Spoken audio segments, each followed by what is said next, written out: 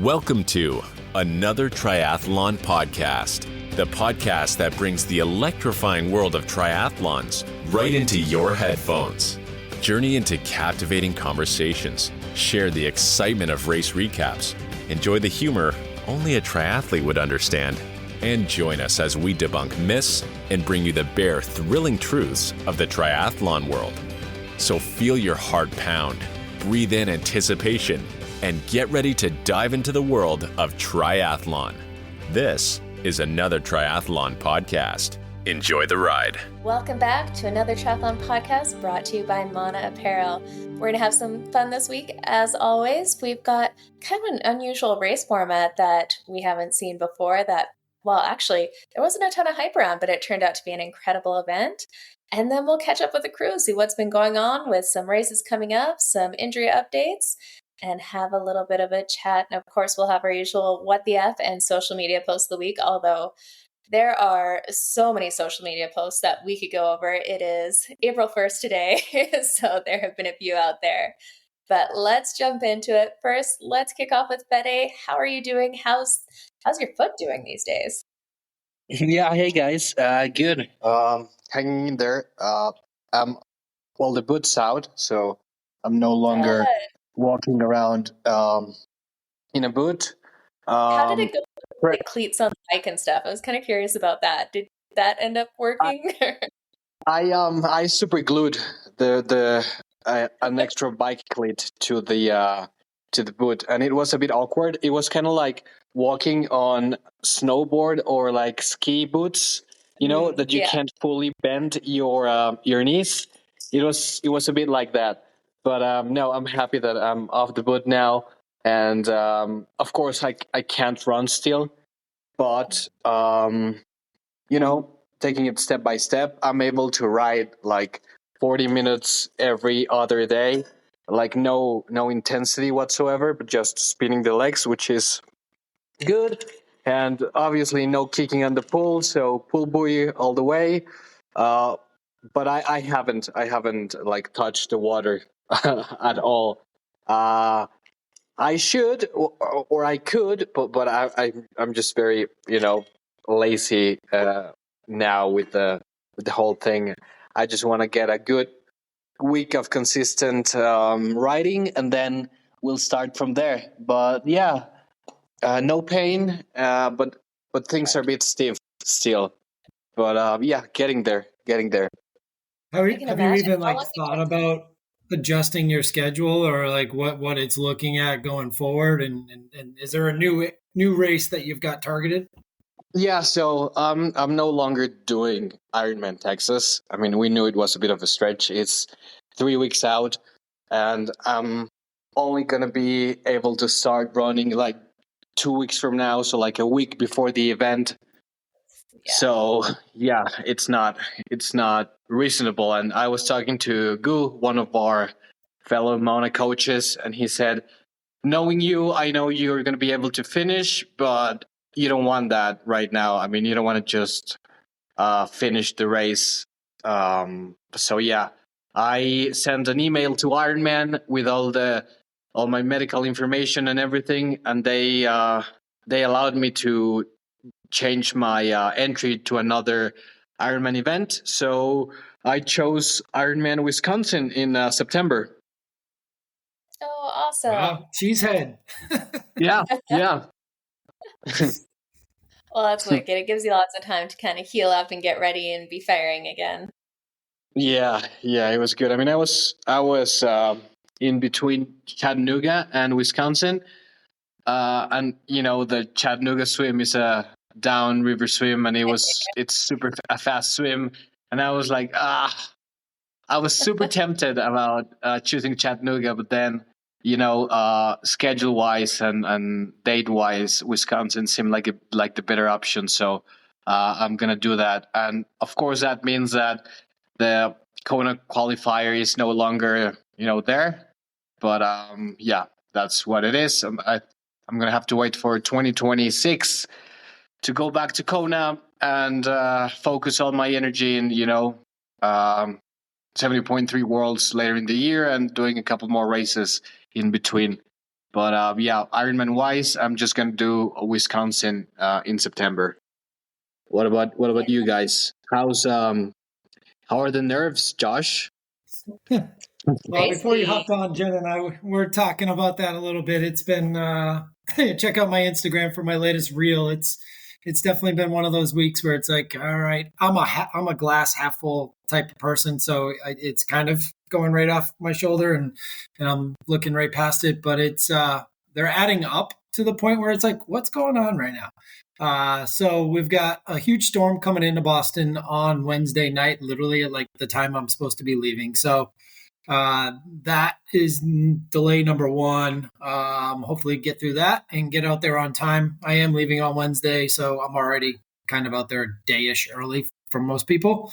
So not too worried about that. And then found out I probably will not have my custom tri kit. There were some delays in quality control. So one of the things Mana does do, which is awesome, is checks everything before it gets shipped and comes out to you. And they were not happy with the quality of the original development and put it back to the drawing board to have it redone.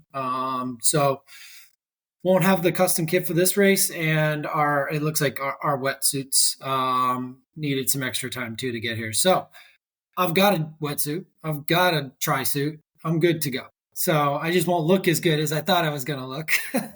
But I am gonna have the legs, and I am gonna have the length and the lungs and the heart, and everything else is ready to go. So I'm looking forward to this week and trying to refrain myself from doing too much and following the taper plan and riding for 30 minutes and 45 minutes and running for 20 minutes and really pulling back. But it's I feel really good going into this race, specifically because I did the work in the pool that I didn't do as much as I should have last year going into this. I just swam. What I've been using is my barometer a lot too. And it's not the greatest, but again, consistently the same barometer tends to help, is my 200 warm up in the pool. And my last 200 warm up I did with the wetsuit on as I start to get ready for race day. And I dropped it to a 125 per 100, which is like way outside of anything I've ever done before. So that was a huge confidence builder. And then I jumped in this weekend and did my last long swim and went 600 right off the deck and felt really good and set my fastest 500. So it's been a good winter. And now I just need to get through 2,100 yards as straight as possible and save some energy for the bike and just go to town. So excited. Yeah, I can't believe Oceanside's already this weekend. Like, it is crazy that it's here. Yeah, it snuck up quick for sure. It's like you get to those points where it's like, oh my God, it's still like 6 weeks away. It feels like I've been training forever. And then it's like those last six weeks just go by fast. So now it's like, wow, I should probably start packing and making sure I have everything, which I've been doing. Trust me, I have. I've got a delivery from the feed coming. I've got like all my extra stuff coming. And the last thing I got to get is my bike bag, which I'm buying a Sycon off of Nick Lamb tomorrow. So I'll have that picked up and packed up and get the bike with me on the plane. So we'll be good to go. Oh, you're firing, Awesome. You're ready, you've done all the hard work for sure. And you've been hitting PR after PR this whole year. So I'm sure that this will be the same. One more to go. Just the start.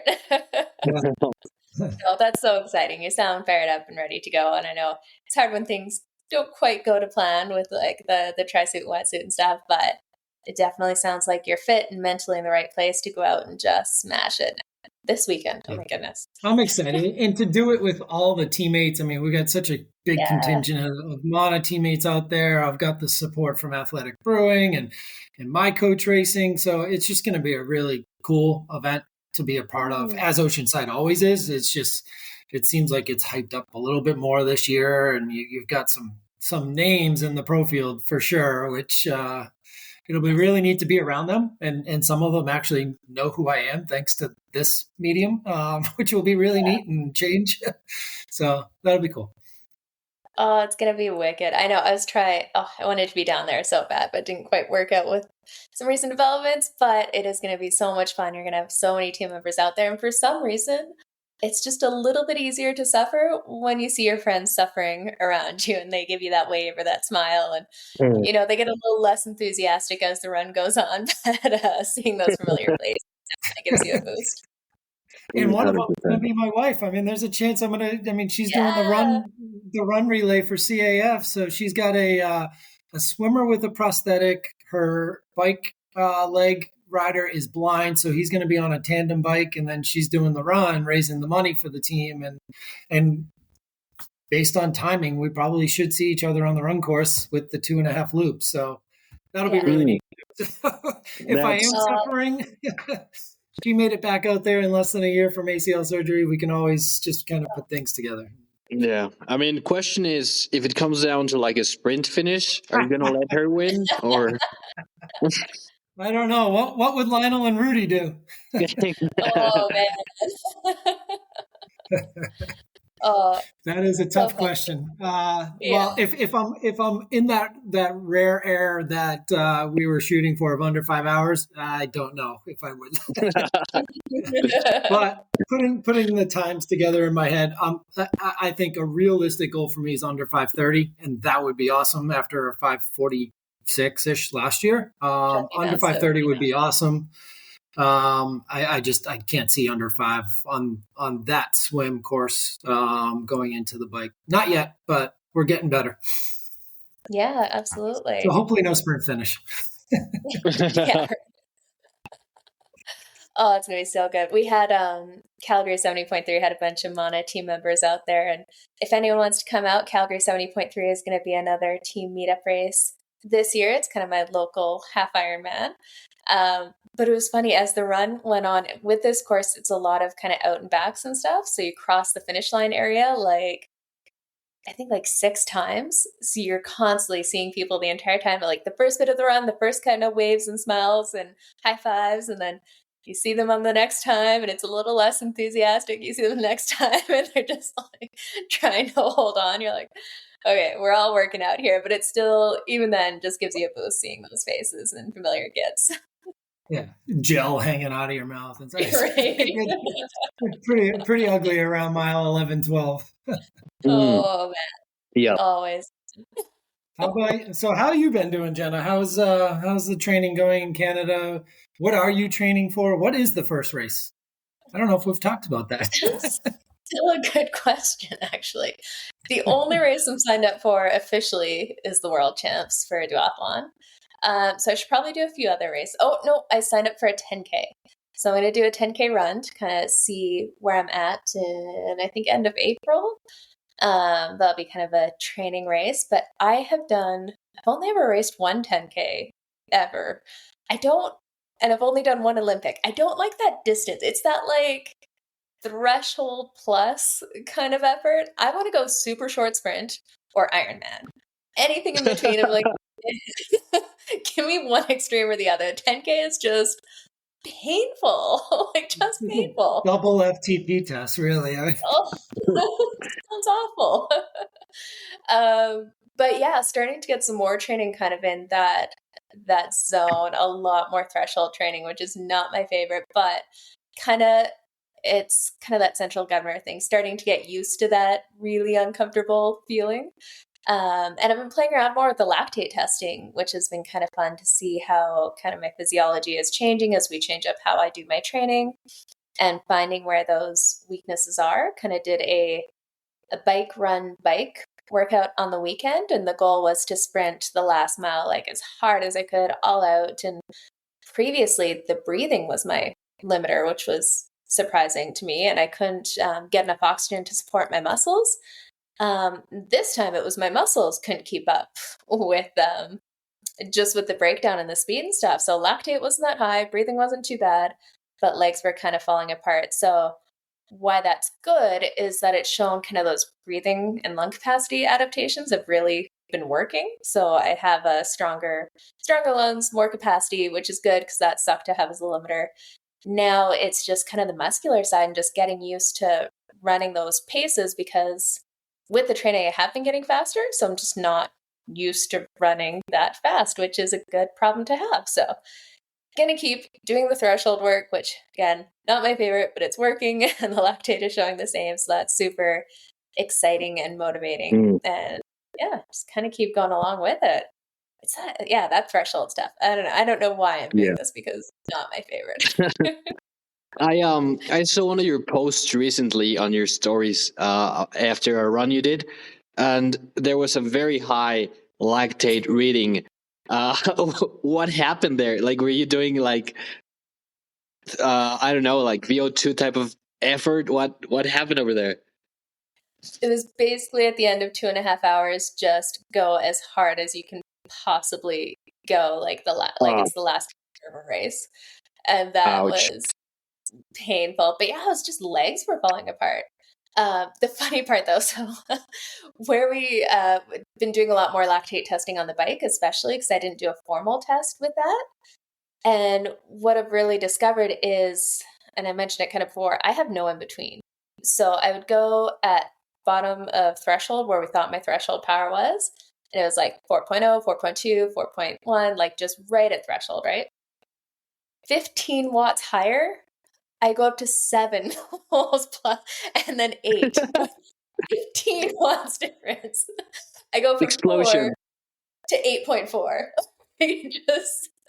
I have no range above that. So that's definitely something that we're going to have to work on, because if you tip that quickly, that means that anytime you burn a match, you're just gone, which is not ideal for short course, but makes sense with 10 years of just training for Ironman. It's a pretty clear threshold, that's for sure. Yeah, that just was uncomfortable. My coach is like, round 5 would have been good for this VO2 effort. I'm like, yeah, just 15 watts higher. He's like, oh, yeah, no, we need to work on that. Yeah, but this is a great point for our listeners that, 15 watts seem like a little output, but in terms of physiology, even 5 watts can make a completely huge difference when it comes to getting off the bike and running a good half or a good marathon, and being the hero wanting to see a high power number on your bike computer and then getting to the run and bunking. Oh, yeah. And that's where we see it so often with that first mile on the run. You'll see people go out so hard. And one indicator at Kona for the pros used to be like, how hard did they do the first mile compared to how hard did they do the second mile? And you saw those people with like killer first mile times weren't going so fast near the end of the marathon. It's hard to bring that back once you tip over that line. Yeah, for sure. It's interesting, Fede, you bring that up too, how small that percentage or that range of wattage can be before you do tip over too. And one of the last things that I've been doing in my training has been trying to find that line for the longer aerobic push too, and seeing how much it plays. So let's say, for instance, a range of 180 to 220. And where does my heart start to go a little differently? And if I start to push at 215, and we found that I've had a pretty good training block, and I've been able to push a little higher and the heart rate not drift as much. But I have had a range to play with for that specific region. Where do we want to be on race day, and where would ideally we like to be, so that when it comes time for the bike, if I run a 6:30 mile again on mile 1, I won't be killed, and I will realize it. But a lot of it, I've done a ton of brick sessions too. So a lot of it is getting used to coming off and running at a pace that isn't amped up with all that adrenaline that you get going into the run too. And I learned that last year. And those are the things that I've learned at this race and over the last years, trying to control that extra adrenaline you have coming out of T2. And it's huge. And especially when you've got somewhat of an uphill and a little bit of a downhill to maneuver around, you don't want to be taxed with 12.1 to go. Yeah, absolutely. And I found sometimes you almost feel it goes one of two ways. When I get off the bike, your legs either feel dead and heavy like bricks, or they feel really good for the first couple miles because you have your posterior chain fired up, your glutes are firing, and you're just, again, you have that adrenaline. So it can definitely go one of two ways. I always tell athletes, just ignore the first 2 miles and how you feel. Don't let it get in your head. Don't give into it if you feel amazing and try to push it. Just kind of stick to the plan, chill the first 2 miles, because there's a whole lot more left after that. And keep fueling. Stay ahead of yourself. On a good fuel on the bike, like we've talked about, is going to be huge, but you got to keep fueling on the run. And fortunately, a lot of these Ironman branded events are going to have plenty of aid stations for you on the run. Yeah, definitely. And actually, have you guys, this is totally, well, not entirely off topic, but have you guys seen all the rumors and rumblings about how the on-course nutrition is going to change at some upcoming Ironmans here? Apparently, the whole Gatorade deal might be up for grabs for a new nutrition sponsor, which is interesting.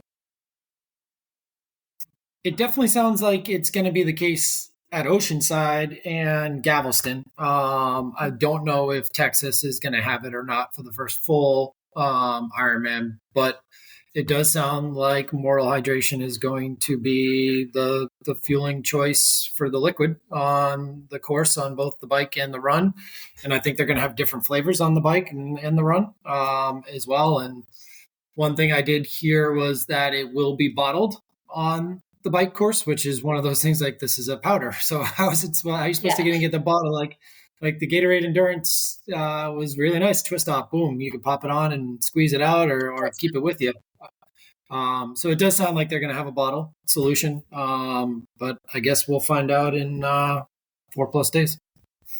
Yeah, curious to see that. And I know a lot of people train with the on-course nutrition, so that could definitely be a hit to a lot of people's fueling plans so late in the game here. But from what I'm hearing, the deal isn't completely done with Ironman. They're kind of putting out some feelers for a new sponsor, because that has to be a massive sponsorship with Gatorade and Ironman to be that prominent on it. They've definitely given some cash. So curious to see how that lines out, and really interested to see what that means for the sport. Like, that Gatorade's kind of moving away. Are they able to get another big name or big money sponsor into Ironman? Because that seems to be getting more and more challenging these days, at least with how often things are changing from the outside.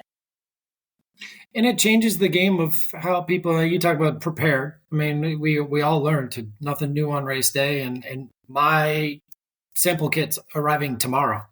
So, I mean, I've got 3 days to try it and see how my stomach can. Now, I'm lucky my stomach handles things, but now I guess this stuff has stevia in it. So there's a lot of people that can't handle that. It has nowhere near the carbs that Gatorade has in it. It does have plenty of sodium citrate and electrolyte profile in it, but it's not going to be a energy source in terms of the carb roll.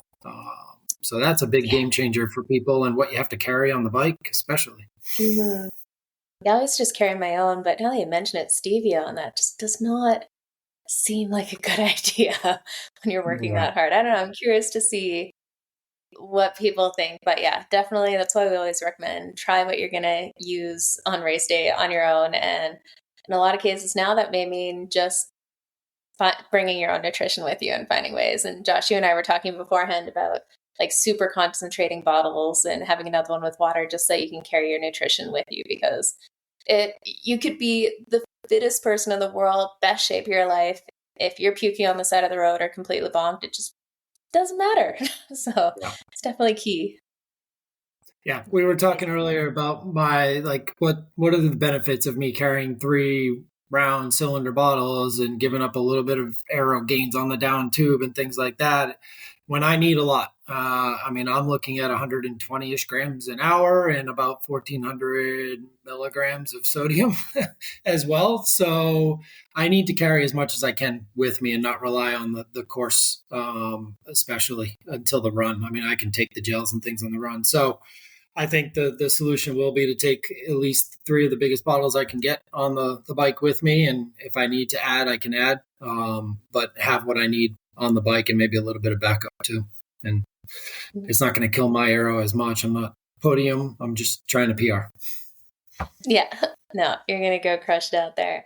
Well, why don't we roll into, we had, like I mentioned and kind of teased, an interesting race this weekend that I did not know was happening until I saw some social media posts and happened to watch the full replay on my bike yesterday. And it was an incredible event. I don't know, it sounds like you guys didn't get a chance to watch it, but I definitely recommend, if anyone has that Triathlon TV subscription in there, this is an event to watch. It was a World Cup, but the difference was it was run inside.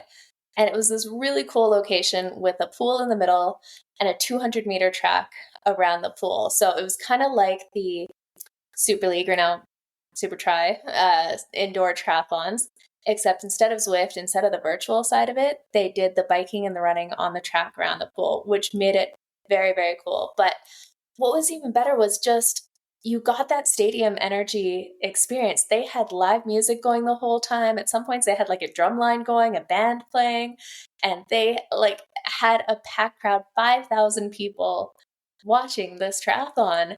And the energy in there was just electric. And that really, as a viewer, that actually made a massive difference, seeing the crowd just losing it. Anytime Vincent Louis came on screen, they were just losing their minds. But when it was coming down to some of these sprint finishes, you just hear the crowd roaring. And that is definitely something that I think triathlon, like showcasing triathlon, is missing. So this was a very, very cool event to see, and definitely go back and take a look at it, because it was a really cool showcase of triathlon that I think people who aren't into triathlon might actually watch. And you could view the whole thing from one seat, the entire race, see the whole thing. I did get to see enough of the clips and the highlights of it that it definitely piqued my interest for sure. It was a really cool looking. Yeah, the lights and the fireworks going. Yeah. It was really neat. It definitely seemed like it was similar to, like, I'm trying to think, like if you've ever watched some of the big indoor track meets with some of like the Olympians, and they're trying to go for 5K PRs or the 1500 world record times. It had that type of atmosphere with big name races and big name sponsored athletes, and that's what it felt like and looked like, and you don't see that in triathlon every day. And they amped up even more with the live music and it was a whole vibe. Like, that was so cool.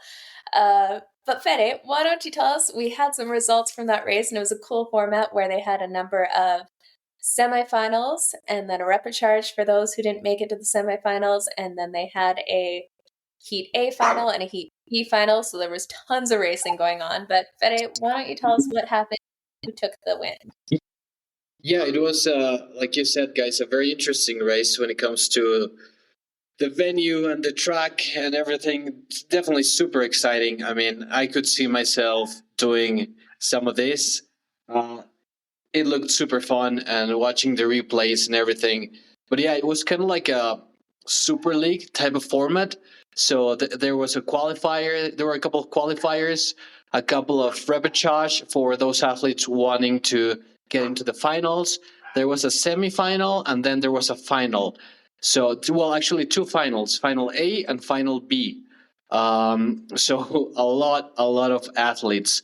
And we saw the Norwegians actually taking the win on the men's side with Bentley Horn, who's, training buddies with Christian and Gustav and those guys coming from the junior ranks.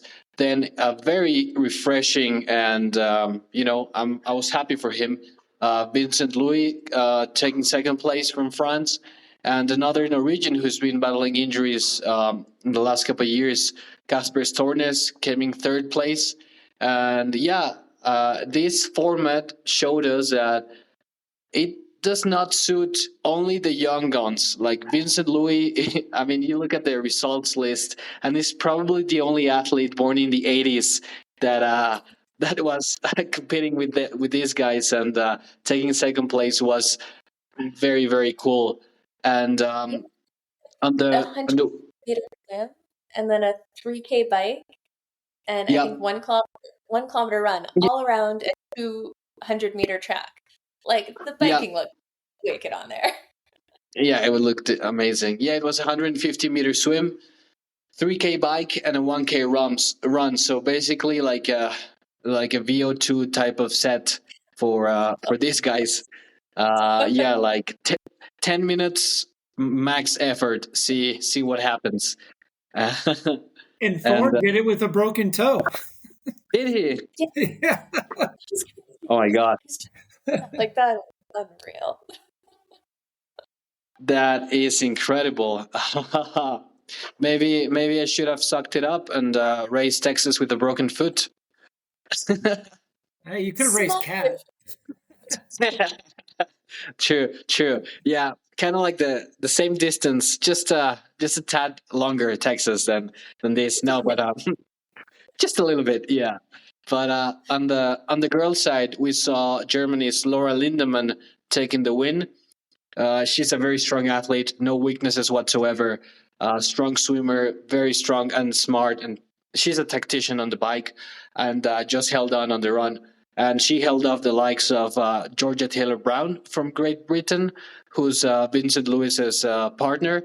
And so those guys were both of them taking second place, and Gwen Jorgensen on third place. Same case as Vincent, only girl in the 80s up there in the podium. So awesome to see Gwen. Mixing up the distances and just still showing us that she still has it. And I do not want to be on that Olympic committee when it comes to selecting the girls for the U.S. team, because it's going to be some disappointments and some angry faces, and because there's a lot of depth when it comes to the women of the U.S.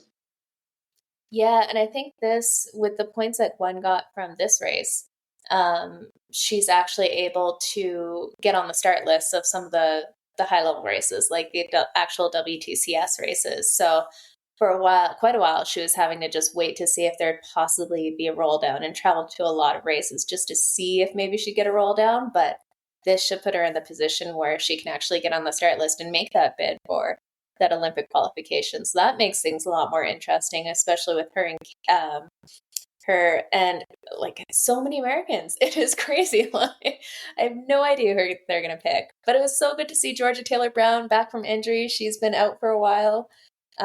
She was absolutely dominating before that came up. So it's exciting to see what that means for the Olympics now. She'll actually be in fighting force. Yeah. It's going to be a heck of a spring as we finalize these Olympic rosters, that's for sure. And we're running out of time because Abu Dhabi didn't help anyone. Yeah. Yeah. Hopefully the next one will actually happen so we can see the form that the Olympic athletes are in. That would be Well, we got plenty of racing coming up across the world of triathlon starting this weekend. Yes, there's going to be a few.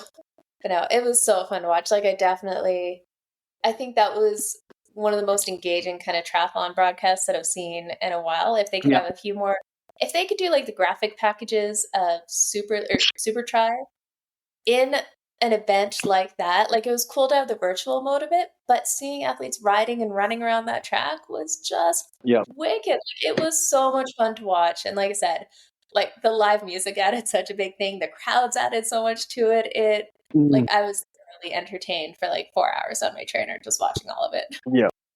Yeah. Okay, just bear with me on this one. What if the World Triathlon Organization takes the venues of Abu Dhabi and Yokohama and all these venues where the big races are taking place, and then they held these sort of events for the athletes who do not have the sufficient points to start on these big races, and it'll be like a platform for viewers, being engaged as a warm-up event for the big race, and that way you get the young athletes seen, and they get points, and they get a competition, plus the big stage race, because I don't see, or I don't think it's going to be super hard to find a pool or a track or a 3K loop road segments outside of a pool to do these sort of events.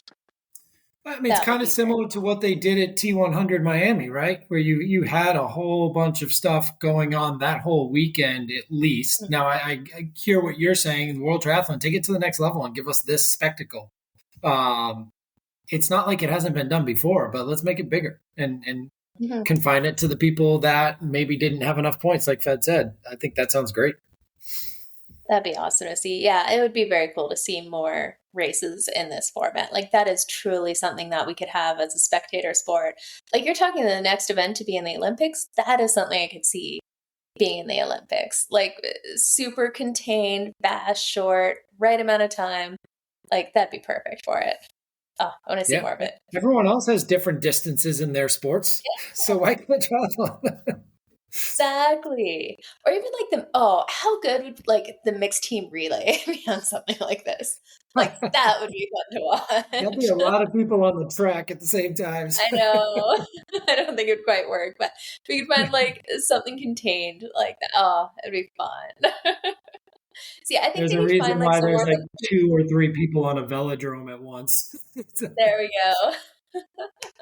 Speaking of velodrome, I'm actually, sorry, off topic here, but I'm headed to Toronto next week. They're having the UCI Track Nations Cup, where it's going to be track cyclists all coming down to compete for Olympic points to get into the Olympics. And I'm doing some consulting work for Cycling Canada for their digital content and social media and stuff. So I'm going to go hang out at a velodrome for a week and geek out on cycling. And hopefully, I'm hoping my new bike might be in time, probably not. But if it does make it, then I'll have to do a bike unveiling there on the velodrome. And yeah, it'd be very cool to ride around there. So fingers crossed, but I'm excited that's the same thing. Like, just getting that energy of crowds and people around and cheering, it just elevates an event to another level instead of, them spread out on course or Miami where the people cheering or spectating can't even see the course at all. Yeah. Well, speaking of cycling too, the sad news that came out, or the crash that we all got to see, unfortunately, with Wout. Tough news, tough way to go, because he was having what looked like to be a pretty good sprint season for sure. Wout van Aert is out. He had a crash and he broke like 7 ribs in his sternum and his he got trampled. Absolutely brutal. It like heartbreaking for that guy. It seems like he gave up a lot of earlier season races to be ready for the classics and didn't get his way. Yeah, I don't see him fully recovered for the Giro this year. So I think we're good. Yeah, maybe the Vuelta, maybe. But cracked ribs, pierced lung, punctured lung. It was a nasty crash, and knowing Wout and the superhuman that he is, he's gonna be back in no time. But even for him, being 100% for the Giro is a bit of a stretch. Yeah, it's unfortunate. It's just so sad to see it. But I know you feel his pain with the being so close to racing and being pulled out of it. Yeah, I mean, it seems like this is a year that great ones break something before races. So very true. I would agree. This is April Fool's, folks. Yes. Oh, man. Okay, let's jump into some of the fun stuff before we start making some predictions on the racing ahead, because there's definitely a lot of racing ahead. But let's get started. Josh, what do we have for social media post of the week on this April 1st? I think, we just teased it with the April Fool's joke from Fede, even though it's not. He's a stud on the course. So it was a tough day to figure out what was real and what wasn't. That's for sure. Game has been stepped up in the social media world yet again on April 1st. There's one that I did want to talk about. It's only a story, so it'll disappear. We won't be able to kind of share maybe more than just a screenshot. But Reese Barclay had announced that Lucy's got a new sponsor. And hey, we all love food and triathlon and need to eat. So she's got Kentucky Fried Chicken now sponsoring her. So that was some breaking news. And they tagged. That'd be tough on the run, right? A new product. So yeah, that'll disappear, but that was pretty funny. But one of our counterparts in the world that everyone is familiar with at PTN and Pro Tri News, they were acquired by Barstool. So maybe we've got an opportunity to leapfrog here. Dave Portnoy is going to take down the triathlon world. Oh man, I was telling you, I saw this one where like I had to double check for a second because it would be reasonable, but we've all kind of heard about the enhanced games where it's going to be Olympic events where you can dope during it. And I saw this article on Cycling News all about how Lance Armstrong was going to sign up for the enhanced games. Do it. And I was pretty sure it was, but I clicked on the link and they had like a 2-page article on this thing. And of course, at the bottom is the disclaimer before you get too excited, look at the date kind of thing. But I'm like, they went all in on this and I would totally believe it. It was, that would be entertaining to watch though. Well, if you're listening to this episode and you remember what you were pranked with this April Fool, send it in to us, comment, let us know what got you this year. Because I think we all got by something for sure. Yeah. So funny story. Every April Fool's post gets me because here in Mexico, our April Fool's is on December the 28th. So every time I'm scrolling, every time I'm scrolling, I'm like, wait, really? So yeah. See, they did not get bought by Barstool Sports. Yeah, no. I start seeing a few like on the Australian time zones and stuff. I'm like, wait, what? 'Cause it's the day before, so you're not in that mindset yet. I had to think about it for a second, but no, definitely there has been some fun on social media this year when it comes to April Fools. Well, let's roll into the What the F of the week. There are a few of those that I was looking at too, but I think most people by now have probably seen the clip. There was a World Triathlon race there, and one of the athletes is running out of transition, jumps on his bike, and the top bar tube just kind of disappears as it completely breaks off the bike, which was crazy to see, but even better was just this guy's expression like, what the F just happened? Like, what is going on here? So that was pretty crazy to see, and just, that would suck. You're coming out of the water, jumping on your bike, and your bike basically disintegrates. So I don't think that was a good advert for Canyon bikes there. No, and it was like, was that a magic trick? Was this real? Like, was this April Fool's? Like, it just looks so strange because you've never really ever seen anything like that in the run of play. It's not like there was a crash or anything involved. Just nope. Yeah. No more top tube. Gone. See it. Yeah. What was the other one that I saw that was similar to that? It might have been, was it Wout that when he was finishing a race? I was going to bring him up next. We talked about him. Seat off and like didn't have his shoes on, and he still won the race. He had a crash. His seat went flying, and he finished up the race like just sitting on the little adapter plate that his seat used to be on there. Like, oof, that would not feel good. If you think you've had chafing or discomfort or like uncomfortable rides, try it without the saddle. I think that's why he's one of our favorites all around. Yeah. Oh, that's when you have to remember not to do the hands up in victory when you cross the finish line, because just put a whole lot of pressure. Oh man, no, heart goes out to that athlete. That has to suck. And it was probably like something happened in transit with the airplanes and stuff, because they have been historically not too gentle with bikes, but that was, just crazy to see in there. But don't worry though, if you fly to Oceanside or Texas, your bike will be fine. It's going to be great. You're going to have no problems. And there's no tri-bike transport to, give away your bike for a few months. Sorry. No, but I did see Race Day Wheels is stepping up as kind of their own little transportation company now really? too for some races. Oh wow! Yeah, I think Ironman Texas might be the first one that they were offering. I can't remember. Oceanside and Galveston were not, but there is going to be a program through Race Day Wheels where you could do that. That's good to hear. Yeah, it's definitely something, especially like newer to triathlon athletes, it removes some of the barriers of traveling with the bike, which I know can definitely be intimidating, trying to build it and pack it and all of that fun stuff. So that's really good to hear. We'll have to keep an eye on that. Well, the race this weekend that our very own Josh is going to be at, crushing it, giving some of the pros a run for their money, is Oceanside 70.3. Who you got in your sights, Josh? Who are you going to crush on that course? Which shakeout run are we talking about? Man.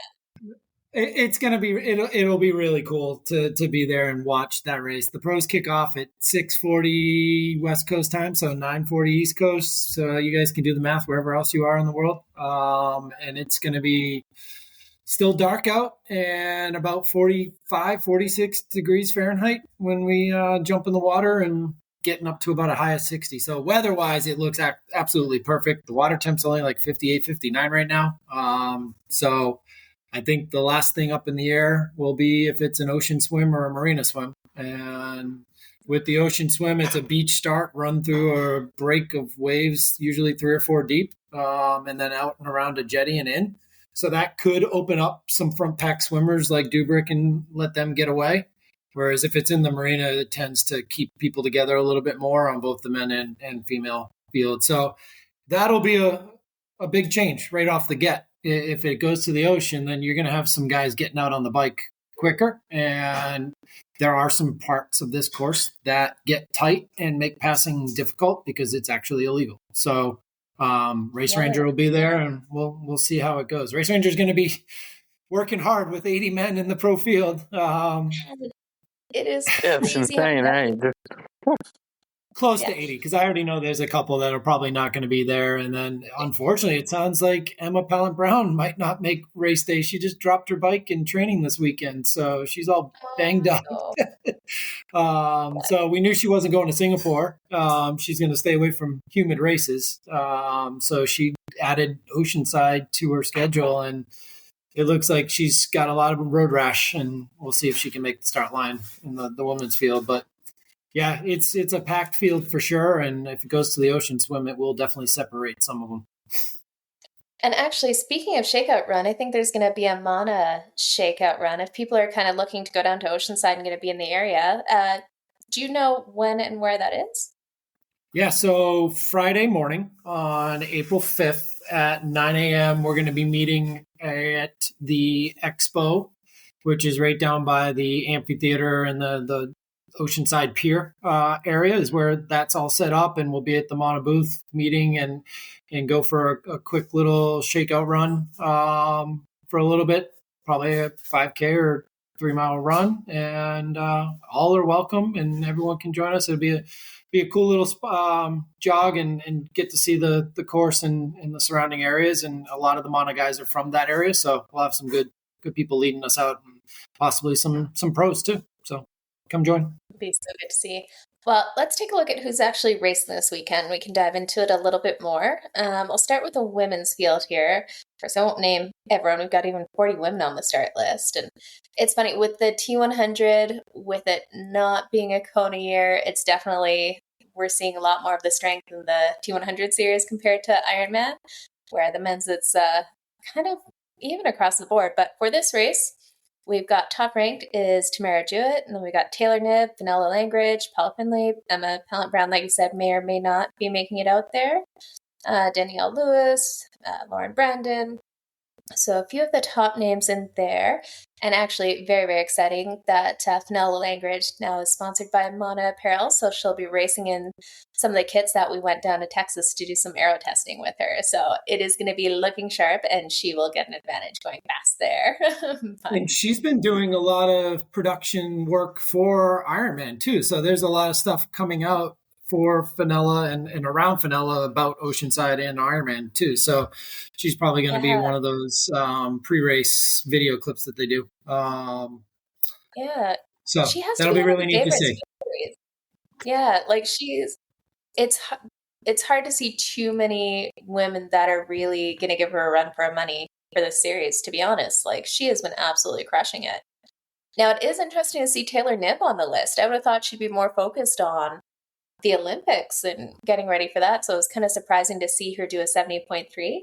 But I'm wondering if she's thinking like the world champs in Nice this year, because she would, I think, have to do, well, actually, she hasn't won, so she'd have to do an Ironman unless she wins the Olympics. If she wins the Olympics, then she'll get an automatic qualifier to go race the world champ. So, yeah, I'm pretty much the way Christian and Taylor are probably thinking. I'm just going to win the Olympics and validate it, so we're good. Well, you're this one with Christian at Pro Tri, and he's like, they're asking, how are you going to qualify for Kona to go do it? He's like, well, easy. I'll win the Olympics and then I'll qualify for the world champs. I'm just like, I love that so much. See the Olympics again. No competition there. But yeah, it should be an interesting race, especially like you're going to have Taylor Knibb riding like crazy. Paula Finlay up there with her too. They're going to be fast out of the water onto the bike and going hard. And then it'll be a question to see if Tamara Jewett can run them down on the run with her insanely fast run splits when she's super fit. Yeah, that's going to be a hard one to call because you never know what shape everyone's in this time of year. It'll definitely be good. I think for the women's field too, that swim is going to be a big determining factor on who can get out on the bike and if the swimmers can get away from Taylor, right? And or can Taylor hold on the swim if it's out in the ocean, because she's gotten better in the water too. So they're going to try and get away from her, I'm pretty sure.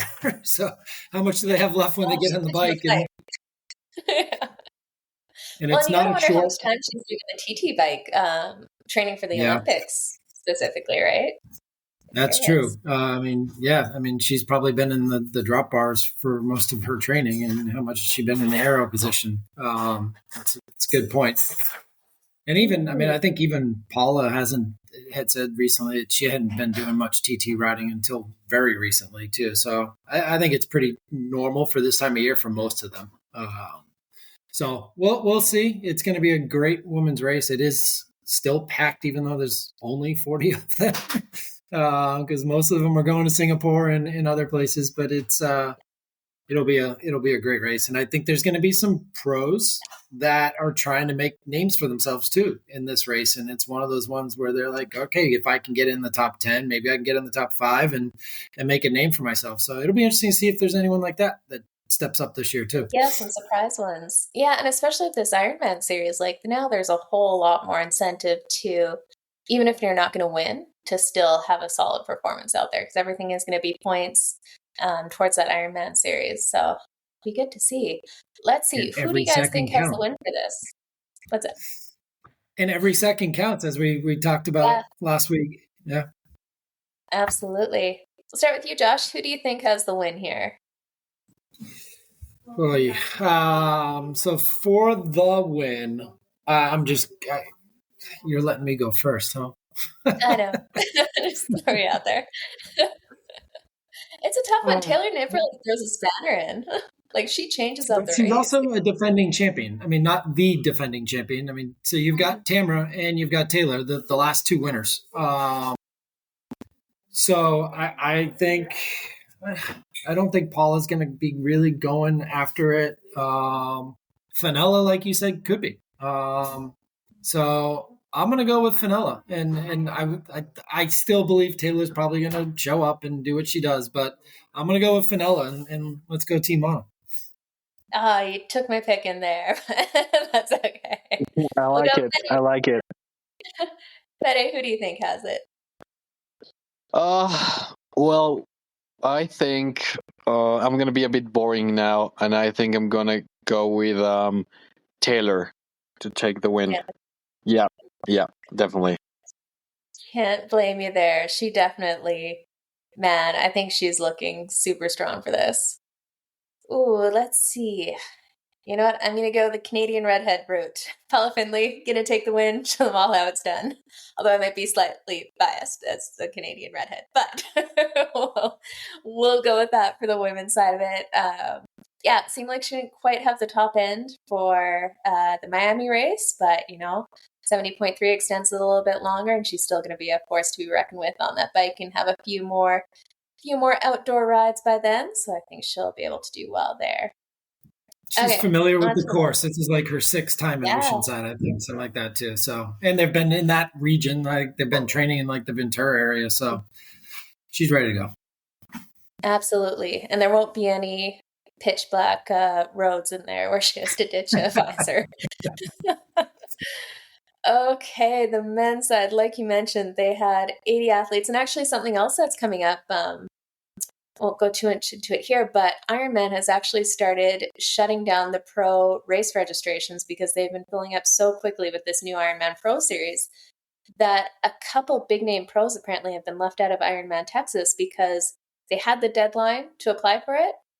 They filled up and they cut it off early, which is definitely throwing a spanner in a few people's plans because if you don't do Texas, you're kind of running low on Ironmans that you can do to get 3 in reasonably and still be able to compete well at Kona. So it'll be interesting to see if that changes at future races.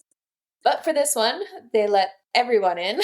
No, they cut this one off early too, but I think the big names all got in before. We've got Jackson Laundrie, Patrick Lange, Lionel Sanders, Joe Skipper, Braden Curry, Sam Long, Yella Gaines, Trevor Foley, Mark Dubrick, Chris Leiperman, and so many more. We got our very own Jason Pohl, another Mana apparel athlete.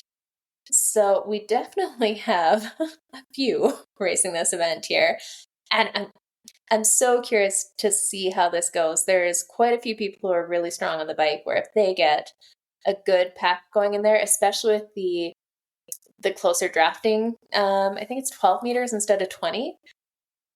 I could see a big bike group getting away or catching up with the front swimmers in there. And Race Ranger, ironically, kind of makes that a little bit easier because I think for a lot of times people are making sure that they stayed more than 12 meters away just to make sure they don't get the draft penalty. Of course, not everyone. But with Race Ranger, they'll be able to stay right on 12 meters, which might actually be more of an advantage. What do you guys think? Who do you think has this one, Josh? It's a even tougher choice on this one because yeah. I've seen Sam talk about like he wants Oceanside, so it's hard to rule out when that man says he wants something and he's missed it a few times and really wants it this year, and then to get on a plane and immediately go to Singapore and try and win there too. It's hard to not believe him.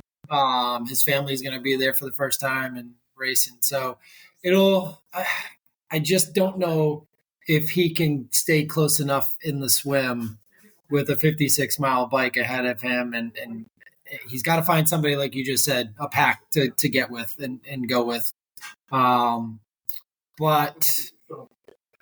man, this is a tough one. I do, you know what? I'm going to go with Dubrick because the man's been leading swims. He's finally got a new bike and he's not riding on a 10-year-old bike, and we all know he can run. So I think I'm going to go with Mark the Shark and see what this new bike can do for him. Very nice. We all know that it makes a significant difference with some of these super bikes compared to a bike that's 10 years old, especially. There's a few watts to be saved, which could equal minutes when you're talking that level. Especially the way he runs. You? Yeah. How about you, Fede? Who's got this one?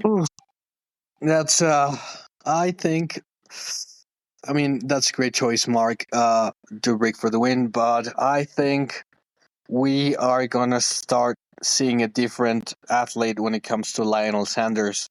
And I think he wants to prove a point. So I cannot choose anyone other than Lionel for this race. Yeah. What about you, Jenna? Sorry, I took the Canadian. Man. You know what? After seeing Sam Long's run in Miami, that guy, his bike and run splits were absolutely insane. And if it weren't for his swim times, he would have taken Miami. A 70.3 gives him a lot more real estate to make up for that swim. So I think Sam Long is going to take this one. I know he wants it too, so I think he's got this one. He's just got to mount without dropping his shoe this time too. I mean, that helps. That really helps. Oh man! Imagine if that cost him the lapped out. Because in Miami, right, there was the lapped out thing that we talked about. Like he almost got lapped out because his shoe fell off of his. That is insane. Can you imagine 22 seconds and he would have been not lapped out, but he wouldn't be able to pass the front pack there. So he would have had to stay behind them the whole time. He made up some incredible time on that bike. Oh, man.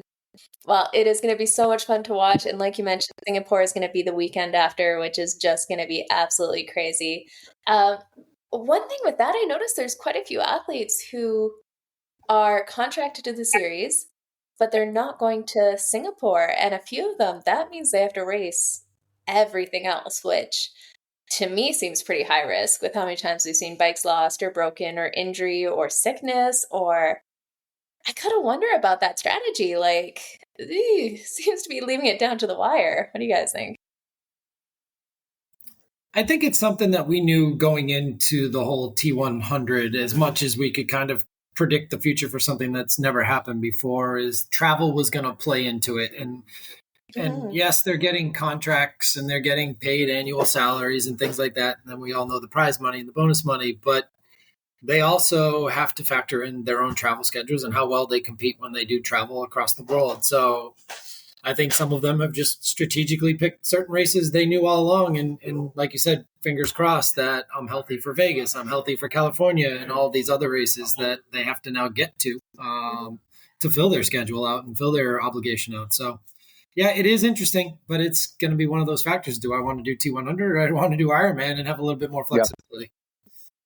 Yeah.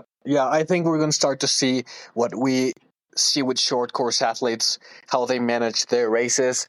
And we are going to, start to see athletes prioritize certain races to be fit and ready. And others, they're just going to go through the motions.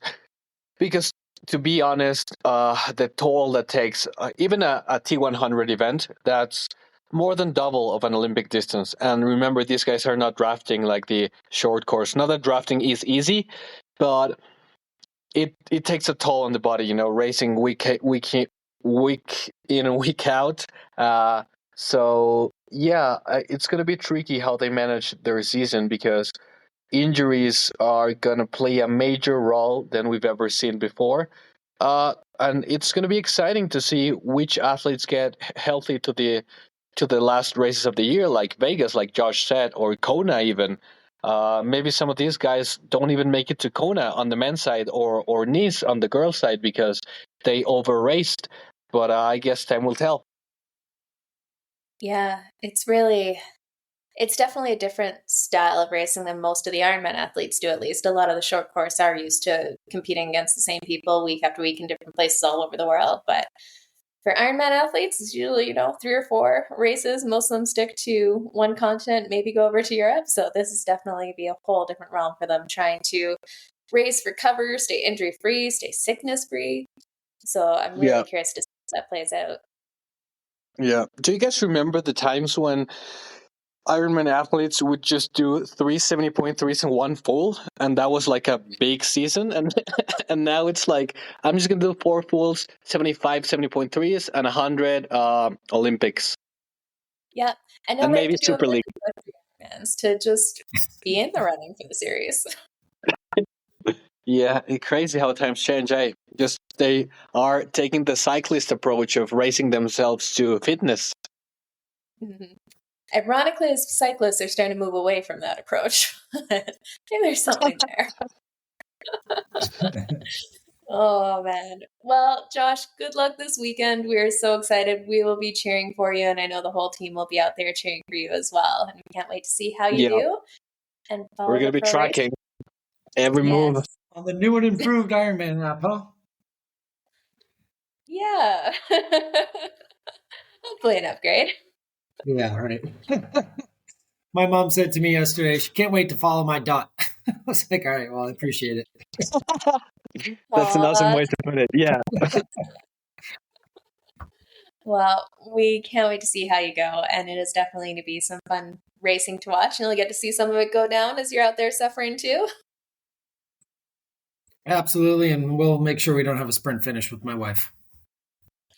For the sake of the marriage. Yeah, probably a good call. Yeah. Awesome. All right, guys. Have a good night, guys, and can't wait to catch up and see how your weekend goes. All right. See you guys. Catch up.